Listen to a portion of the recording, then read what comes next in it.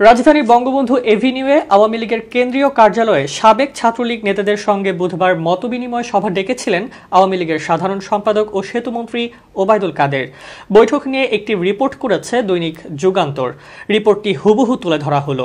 সভার সময় বুধবার বেলা 11টা থাকলেও সকাল থেকেই কেন্দ্রীয় কার্যালয়ে উপস্থিত হন ছাত্রলীগের সাবেক নেতারা। বেলা 11:15টার দিকে সভাস্থলে উপস্থিত হন ওবায়দুল কাদের। ততক্ষণে কয়েকশো ছাত্রনেতা সভাস্থলে বসেছিলেন।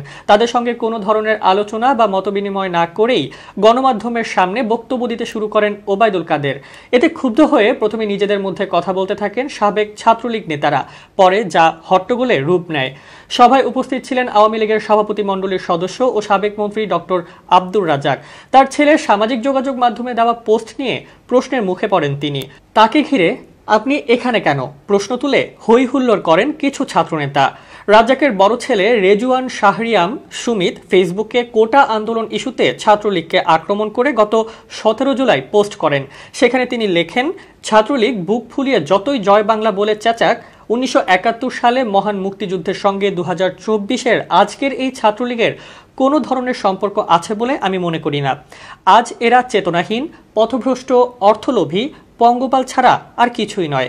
আন্দোলনরত ছাত্রদের সঙ্গে আলোচনায় না গিয়ে এই পঙ্গপাল বাহিনী লেলিয়ে দেওয়া কোন আদর্শের রাজনীতি আমি জানি না, তবে বঙ্গবন্ধুর রাজনীতি বা দর্শনের সঙ্গে তার কোনো মিল নেই তা ঢের বলতে পারি। এই পঙ্গপাল পুষতে পুষতে কবে গোটা জাতি চেতনাহীন, পথভ্রষ্ট ও অর্থলোভী হয়ে যায়।